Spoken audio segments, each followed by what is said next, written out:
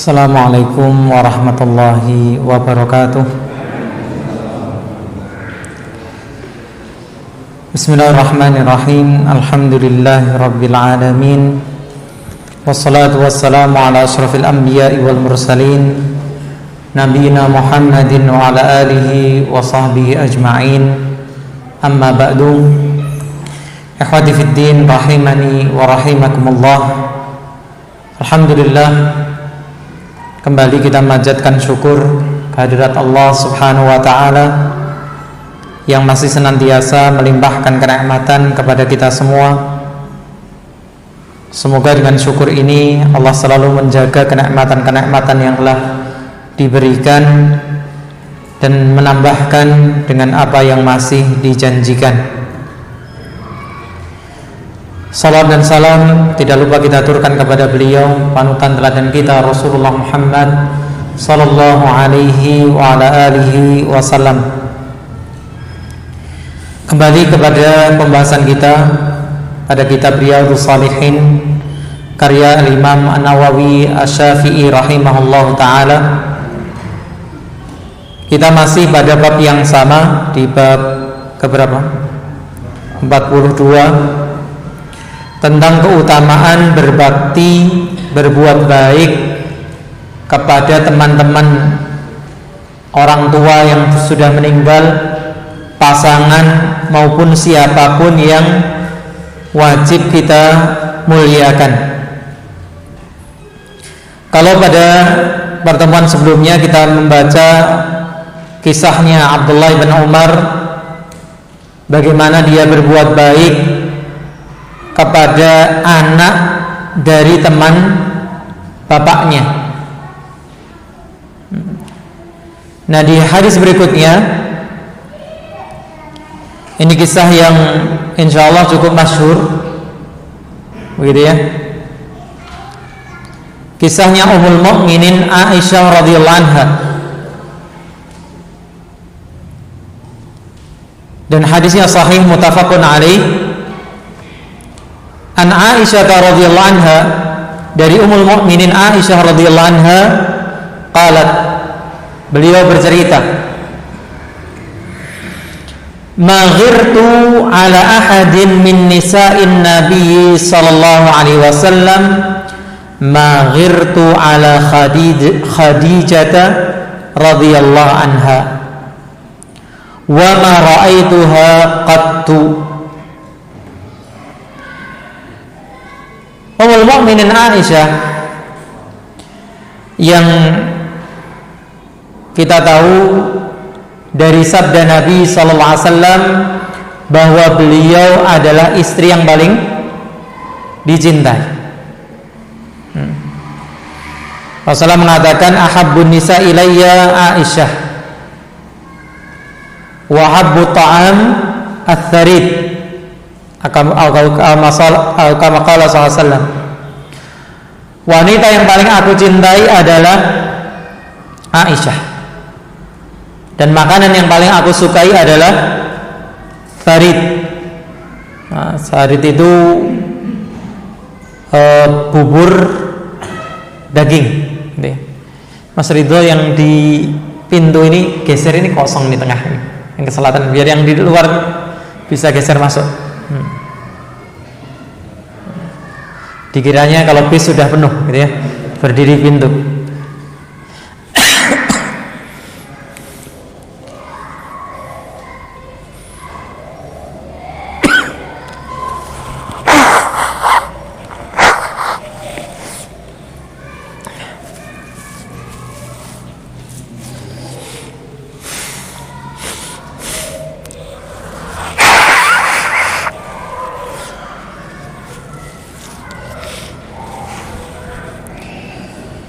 Nah, ternyata beliau yang sudah diakui sebagai istri yang paling dicintai,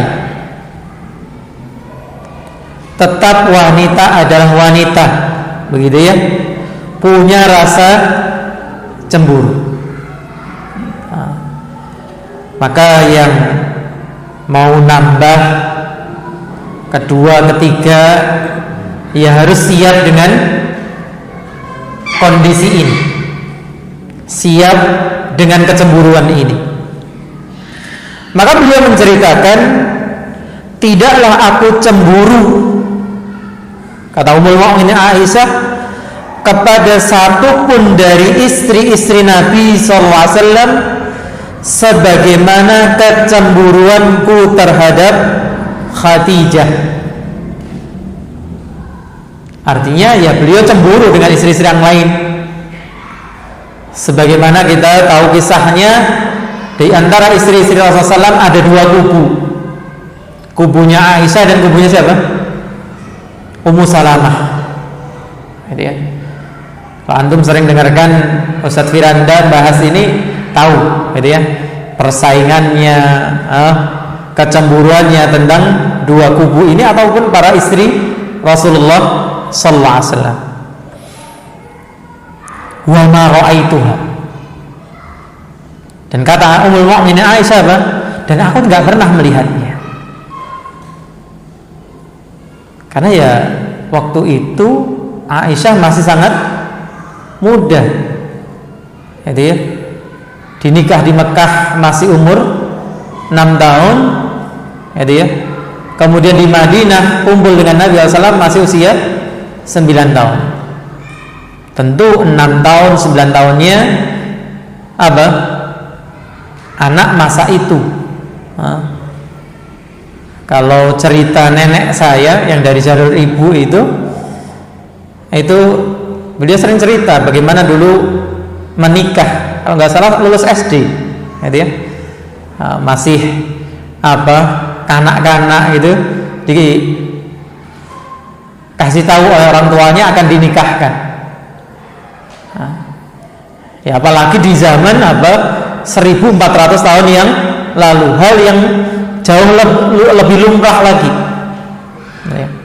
Jadi kalau ada orang-orang pembenci Islam menggunakan kesempatan ini untuk apa? Mencela Islam, mencela Nabi SAW, ya mereka sebenarnya apa? Sedang pura-pura bodoh atau memang bodoh dengan sejarah. Karena zaman mbah-mbah kita itu biasa, ya, menikah dalam usia ini. Nah, Ummul Mukminin Aisyah mengatakan gak pernah lihat Khadijah tapi kok bisa paling cemburu. Kalau dengan istri-istri yang lain mungkin karena apa? Hidup bersama begitu ya, merasakan apa? Berbagi suami di saat yang sama. Ini wajar. Tapi anehnya beliau merasakan yang paling cemburu kok malah dengan Ummul Mukminin Khadijah yang gak pernah ketemu. Lalu apa faktornya? Walakin kana yukthiru dzikraha. Akan tetapi Rasulullah SAW itu seringkali, banyak sekali menyebutkan tentang Khadijah. Wa rubbama dzabaha syatan. Nah, ini poinnya di sini. Yang berkaitan dengan bab kita. Apa itu? Dan kadangkala beliau menyembelih kambing, domba, summa yuqatti'uha a'dha'an, kemudian dipotong-potong kambing tadi menjadi beberapa bagian, summa yab'atsuha fi sadaiki Khadijah. Ternyata ketika Nabi SAW menyembelih kambing, dipotong-potong, sebagiannya dikirim kepada siapa? Teman-temannya Khadijah dulu. Ini yang bikin apa? Kebakaran gitu ya, bikin panas sama Ummul Mukminin Aisyah. Bahkan maka ya itulah butuh mental memang untuk apa? Ta'adud gitu ya. Jangan dibayangkan senangnya gitu ya, punya dua, punya tiga. Farubama qultu lahu, maka kadang aku mengatakan kepada dia, yaitu kepada Nabi sallallahu alaihi wasallam, ka'an lam yakun fid dunya illa Khadijah, seakan-akan di dunia ini nggak ada yang lain kecuali Khadijah meneh. Kalau ada istri sekarang ngomong gitu sama suaminya gimana? Hah? Si kok kirus apa ulekan ya? Ih, wani gue karo. Tapi Rasulullah tahu membedakan mana yang melawan suami dan mana ini kecemburuan. Ini hal wajar. Seorang istri apa? Cemburu, dan cemburu katanya bukti atau tanda cinta, kan itu. Asalkan ya wajar seperti itu. Selalu yang disebutkan itu Khadijah. Dan lagi-lagi saya katakan, ya inilah mental. Nabi SAW menganggap omongan itu enggak dengan emosional dan dijawab dengan jawaban rasional. Apa kata Nabi SAW? Fayaqulu, maka beliau mengatakan, innaha kanat wa kana li minha waladun. Sungguhnya dia dulu begini, dulu begini. Nah, dalam riwayat yang lain dikatakan apa?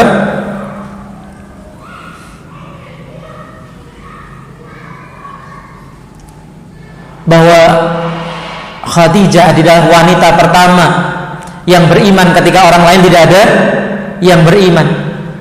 Dia dulu yang menolong apa? Dakwahku.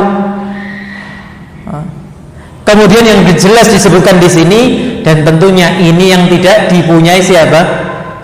Ummul Mukminin Aisyah. Apa itu? Wa kana li minha waladun. Dan aku punya anak dari Khadijah. Semua anak Rasulullah dari siapa? Ummul Mukminin Khadijah. Kecuali yang dari Maria yang meninggal. Tapi yang ada yang hidup sampai dewasa semuanya putri-putri dari siapa? Khadijah. Dan kita sangat tahu kisah bagaimana ketika Rasulullah SAW pulang dari pertama kali mendapatkan wahyu. Siapa yang menenangkan hati beliau?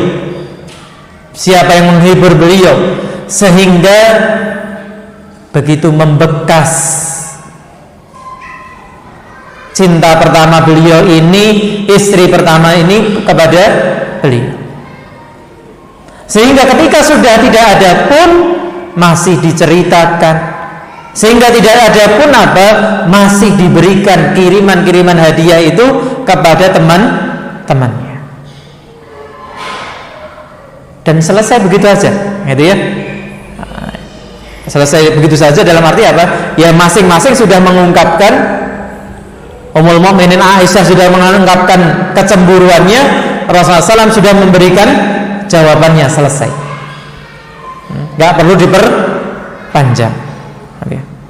Nah, kadang kita kalau ada permasalahan suka memperpanjang permasalahan. Nah, ini yang bahaya.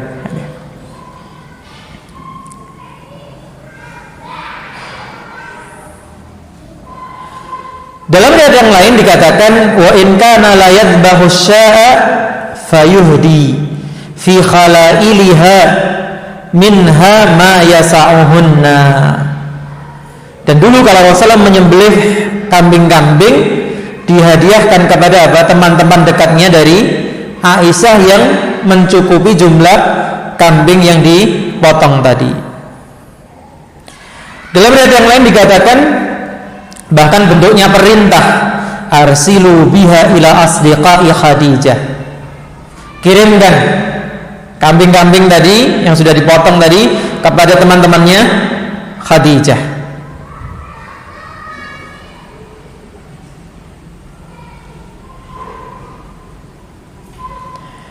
Kemudian di riwayat yang lain diceritakan masih dari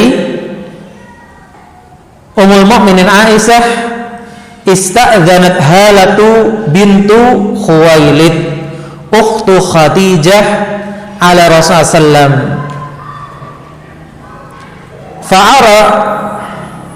fa'arafa isti'dzana Khadijah fartaha lidzalika Allahumma Halatu binti Khuwailid.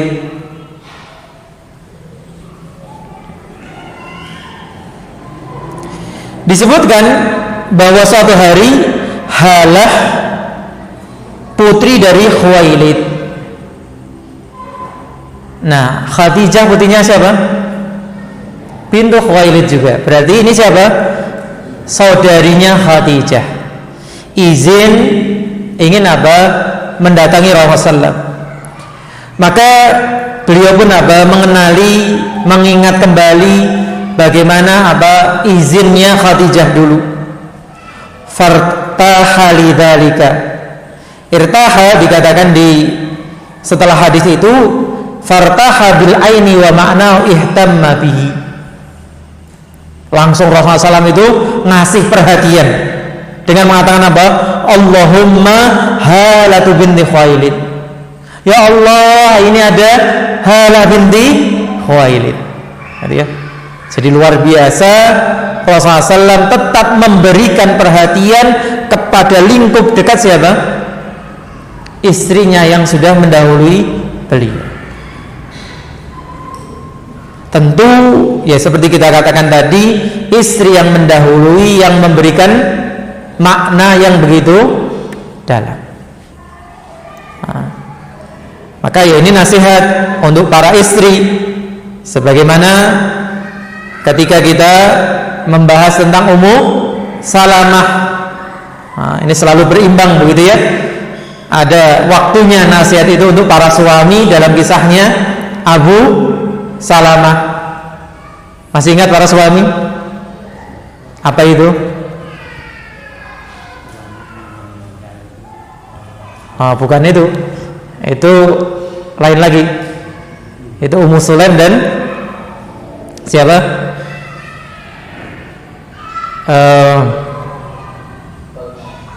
Abu Talha. Ayo. Abu Salamah. Nah, ini poinnya saya tekankan kepada para suami biasanya, supaya berimbang gitu ya. Dikira nanti saya di pihak suami karena laki-laki gitu ya. Ketemu hadis yang seperti ini apa? Para istri, jadilah istri itu yang meninggalkan kenangan baik pada suaminya. Para suami pula, apa kisahnya Abu Salamah? Begitu baiknya Abu Salamah kepada istrinya Ummu Salamah. Salah satu indikatornya kalau pulang ngaji terus berbagi ilmu. Apa ilmu yang dibagikan Abu Salamah? Kalau kena musibah, bacalah inna lillahi wa inna ilaihi raji'un. Allahumma ajurni fi musibati wahluf li khairan minha. Ternyata musibah itu benar-benar datang. Apa? Abu Salamah meninggal. Maka Ummu Salamah ingat pelajaran yang dulu didapatkan dari suami. Tapi ketika dia akan mengatakan dan gantilah yang lebih baik dari musibah ini, Ummu Salamah berhenti.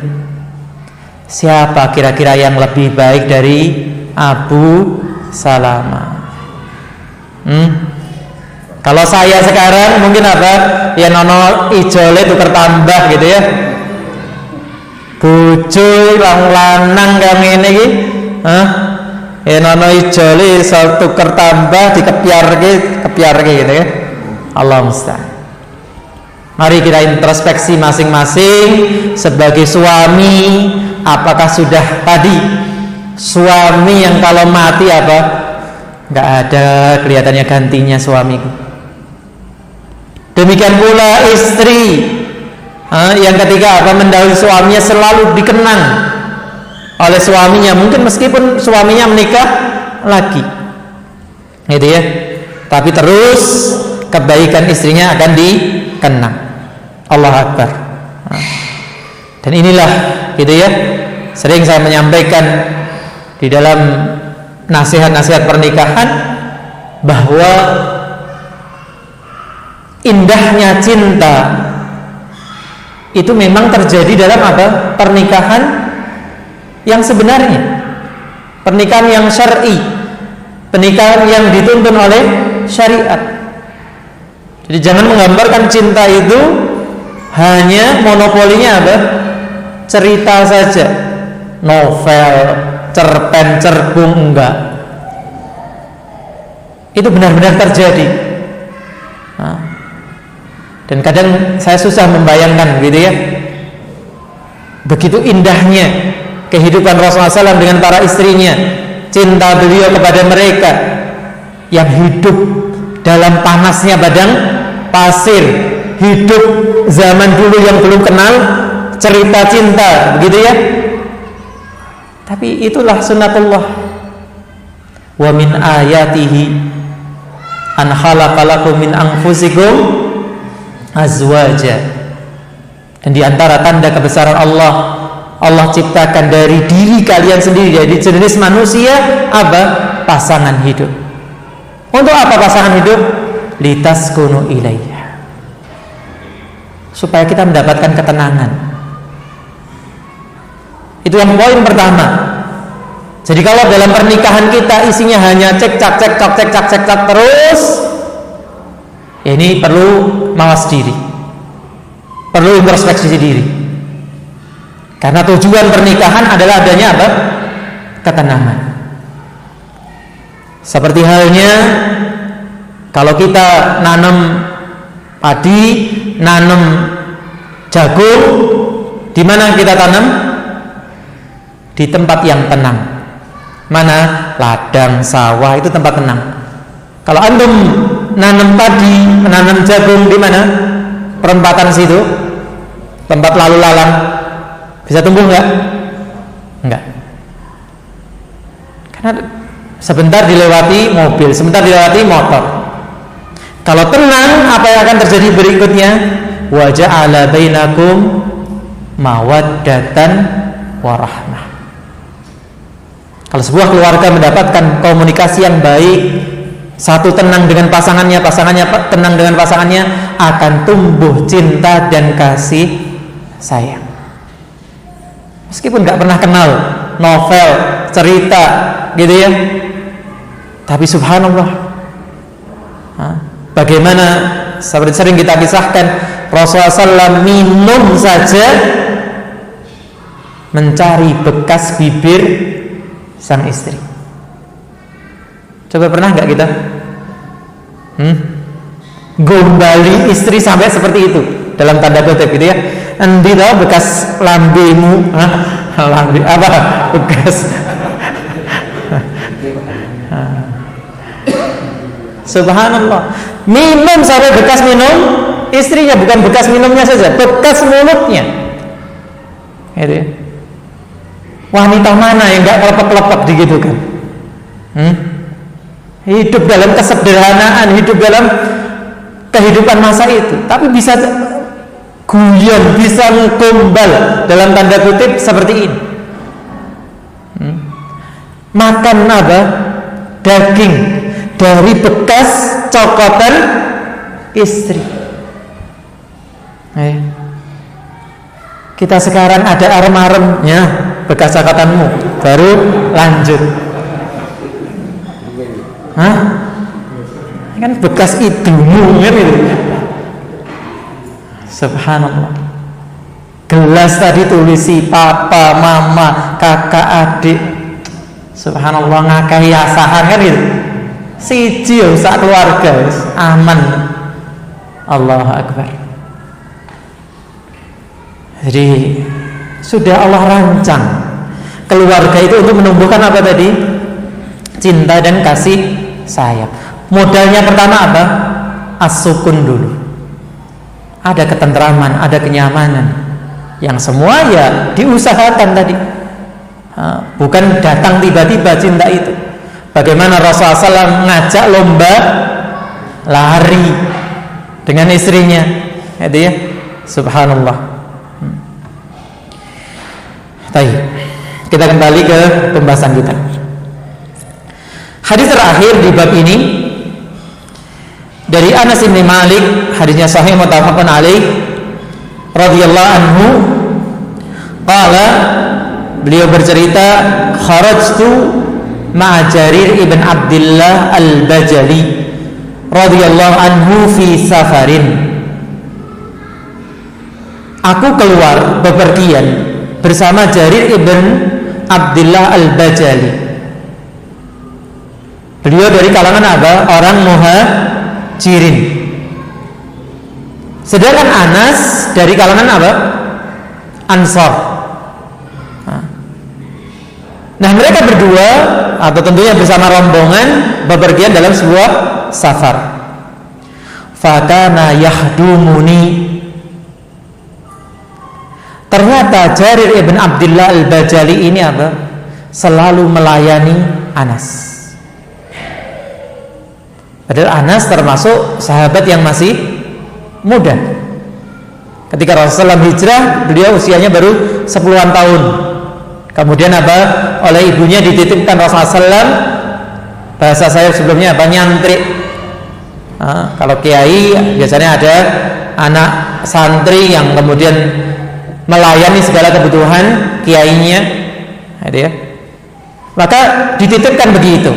Maka tumbuh dalam didikan Rasulullah. Faqultu lahu la taf'al. Anas yang merasa lebih muda mengatakan apa? Jangan kau lakukan. Faqala, maka berkatalah siapa? Jarir ibn Abdullah al-Bajali, inni qad ra'aitul ansara tasna'u bi Rasulullah sallam syai'an alaitu ala nafsi alla usahiba ahadan minhum illa khadamtuhu. Subhanallah. Apa alasannya Jarir ibn Abdullah sampai melayani Anas bin Malik? Beliau mengatakan, sungguh aku telah melihat orang-orang Ansar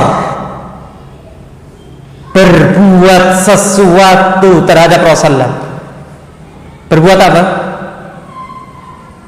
Kembali kepada PR. Apa PR-nya? Apa PR-nya? Baca sirah. Sudah baca sirah belum? Bagaimana ketika Rasulullah SAW sampai ke kota Madinah? Setiap orang berebut, singgahlah, tinggallah di tempat saya.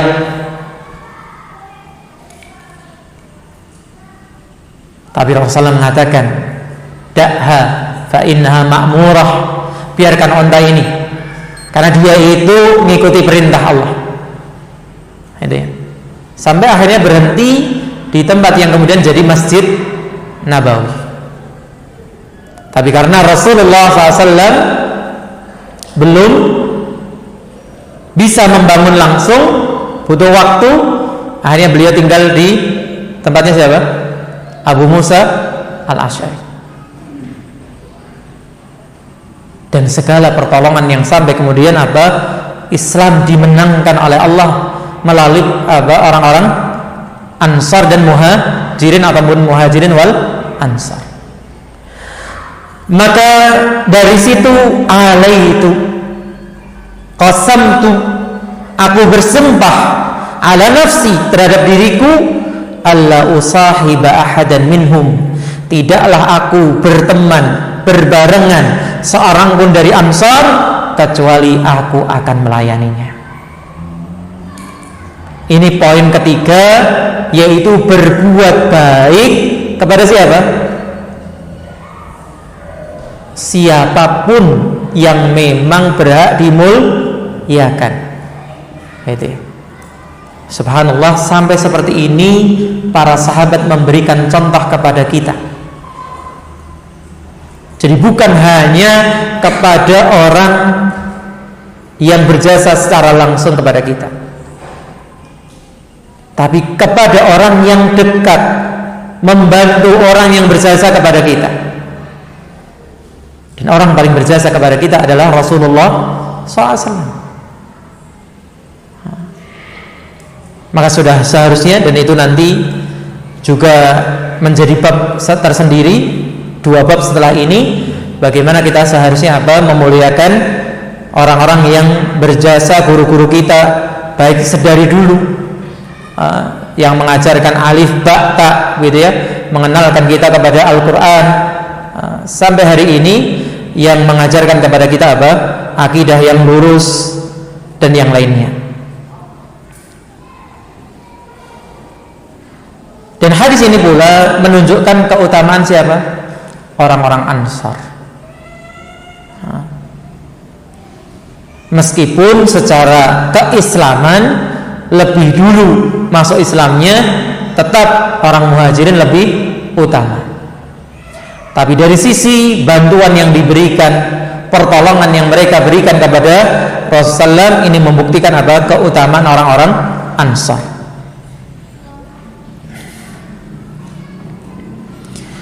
Kemudian di bab berikutnya, bab ke-43, ikramu ahli baiti Rasulullah SAW wa bayani fadlihim. Bab ini membantah propaganda orang-orang Syiah, khususnya Syiah Rafidhah, yang itu adalah kelompok yang ada hari ini,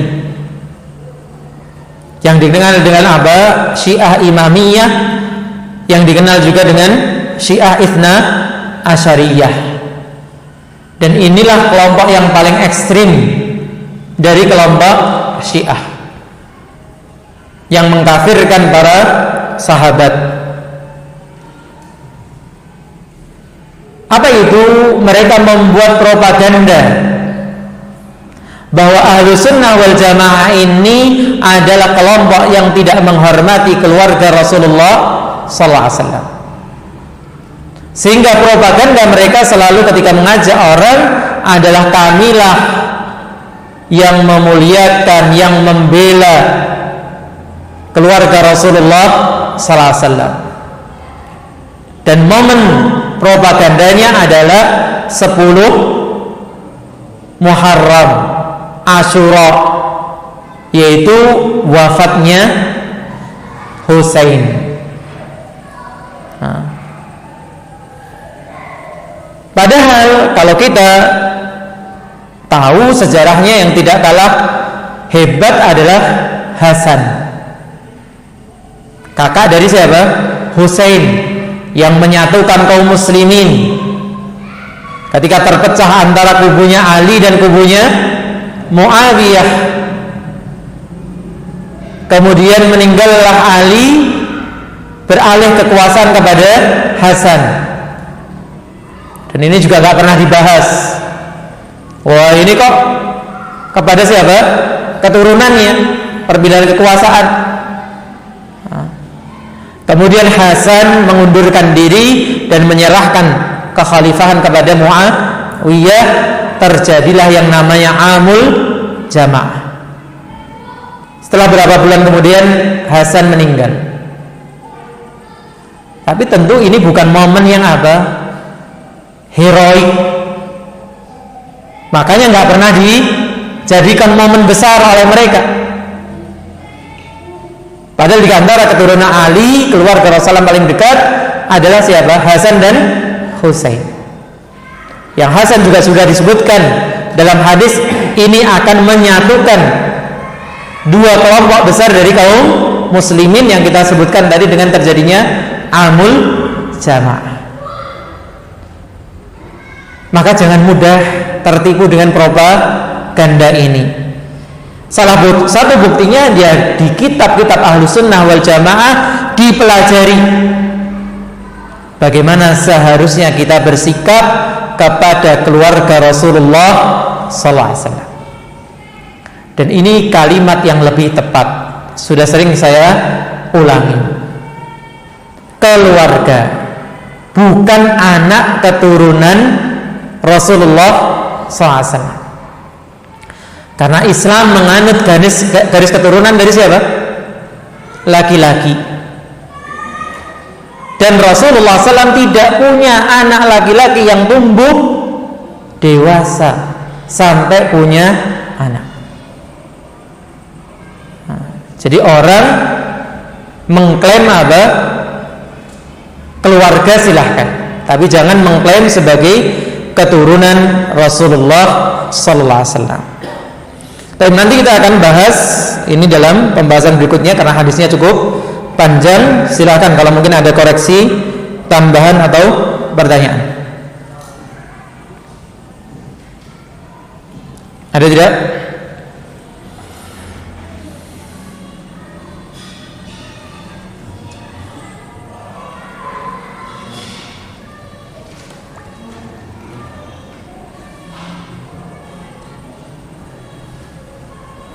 Iya, ini bergabung bersama kita lagi-lagi teman-teman dari SOE Nusa Tenggara Timur menanyakan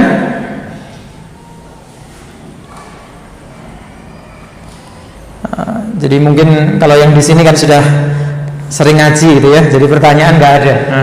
Kalau ini teman-teman yang jauh kan, masya Allah, bingung jadi.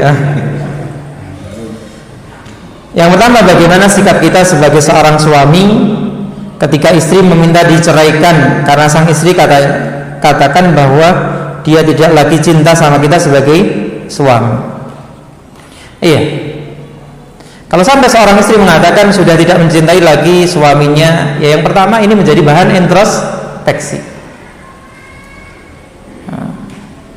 Karena dalam sebuah rumah tangga siapa nahkodanya? Suami. Kalau sampai ada penumpang tidak nyaman dalam sebuah kapal, yang pertama harus introspeksi siapa? Nahkodanya.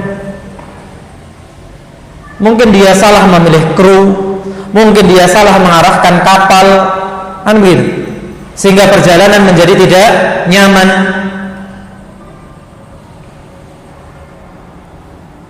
Dan disitulah kenapa kalau kita kadang mendengar sebagian guru kita, ustadz kita menerangkan tentang apa? Suami itu boleh membuka HP istri, tapi tidak berlaku kebalikan, istri buka-buka HP suami. Kenapa? Karena yang bertanggung jawab dalam rumah tangga adalah seorang suami. Dia kelak akan ditanya tentang istrinya. Sebaliknya istri nggak akan ditanya tentang suaminya, perilakunya enggak, bukan tanggung jawabnya istri.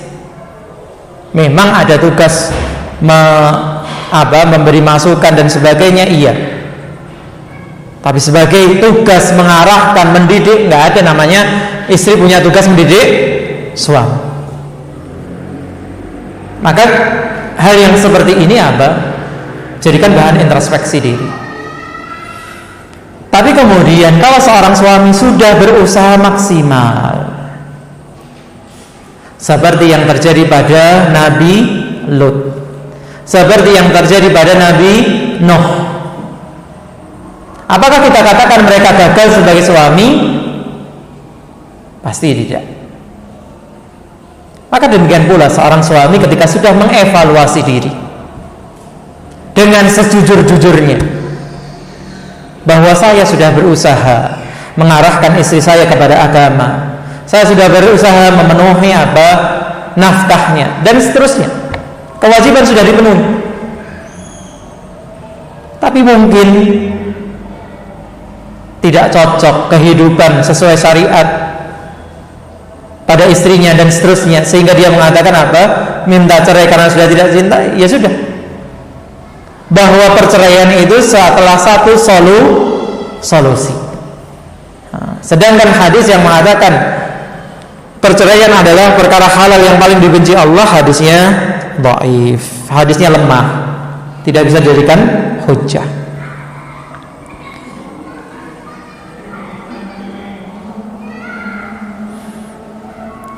Yang kedua, bagaimana menyikapi sikap seorang istri yang ketika marah selalu mengeluarkan kata-kata yang kotor, di antaranya disebut dari kebun binatang, naudzubillah min dzalik, padahal sudah mengenal sunnah. Ini sama poinnya, itu ya. Berarti ini bahan introspeksi bagi suami. Bagaimana seorang istri tadi bisa bersikap seperti itu? Ada kewajiban dia untuk mendidik. Apakah karena apa? Kebebasan yang tanpa batas diberikan, pergaulan yang tanpa pengawasan, atau ya pengarahan yang kurang. Dan pengarahan itu tidak mesti langsung. Tidak semua kita punya ilmu yang mencukupi. Tidak semua kita siap berdiskusi. Maka minimal apa?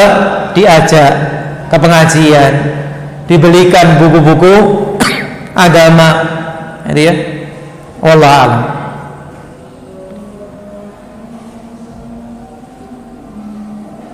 Ada yang lain? Ya, betul.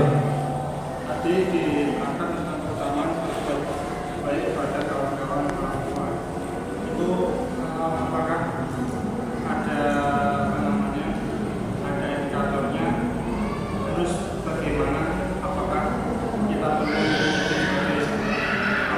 pengganti orang tua kita dari teman-teman atau hanya sekedar bangga? Iya.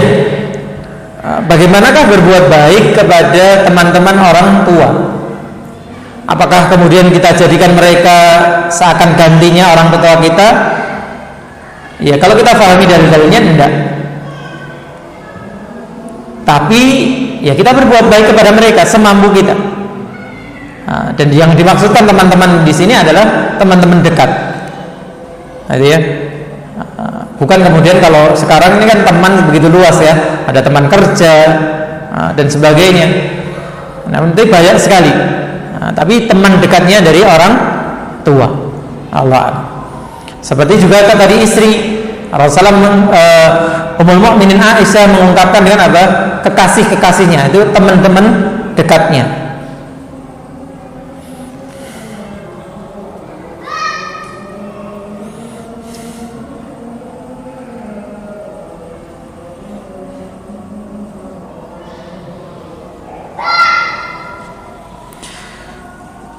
Melanjutkan pertanyaan nomor 2 tentang tadi berbicara yang tidak baik, yang kotor. Bagaimana kalau itu terjadi pada istri? Artinya terjadi pada suaminya sudah mengenal agama, tapi kalau berbicara yang kotor, maka tugas istri memberikan masukan. Ya, tugas istri apa? Memberikan masukan. Allah merintahkan wa tawasau bil haq wa tawasau bis sabr. Saling berwasiat dalam kebenaran, saling berwasiat dalam kesabaran. Dan ini mengingatkan kita para suami ini ya harus bersikap gentle. Bersikap apa? Kesatria. Wong laki-laki, apa itu kesatria yang laki-laki? Yang salah yo wani ngakoni salah. Itu ya. Jangan sampai kita ini sebagai suami merasa apa? Selalu benar. Bisa jadi saya yang benar atau kamu yang salah. Kalau ngomong gitu ya.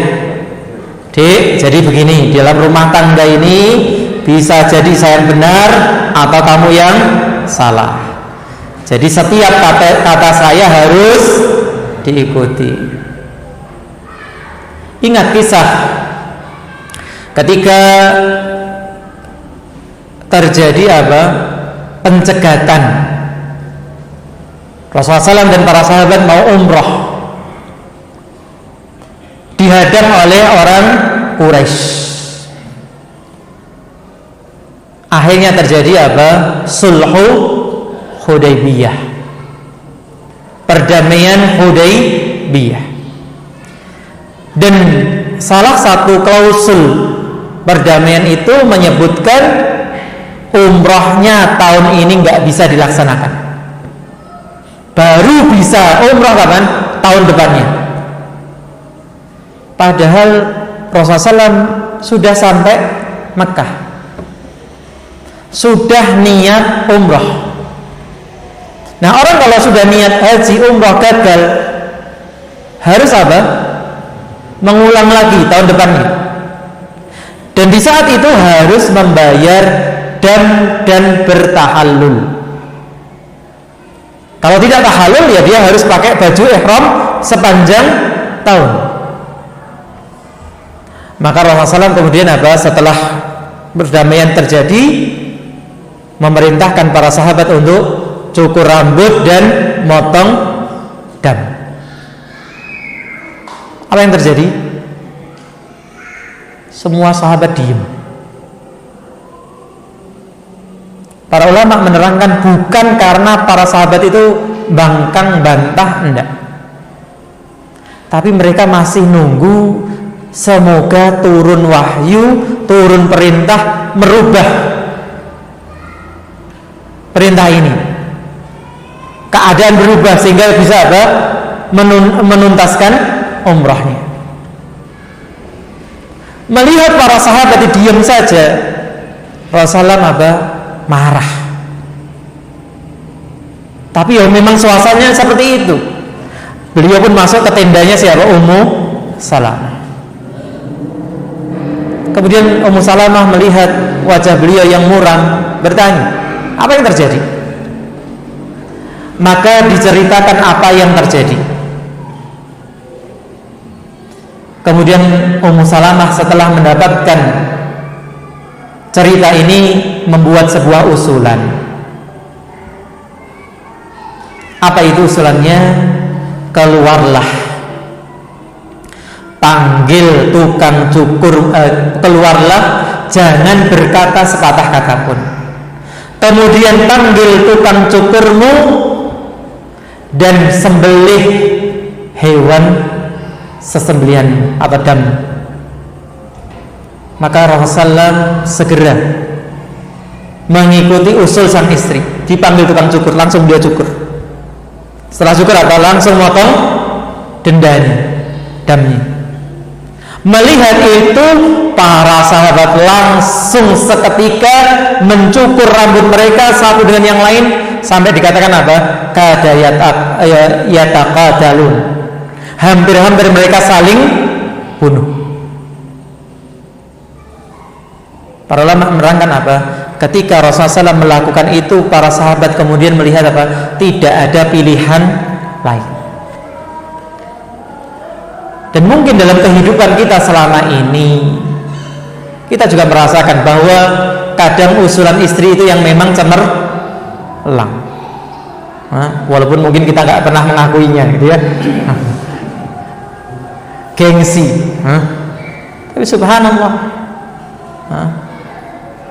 Maka ini juga yang perlu kita mawas diri. Kita datang ke kajian, kita datang menuntut ilmu seperti ini.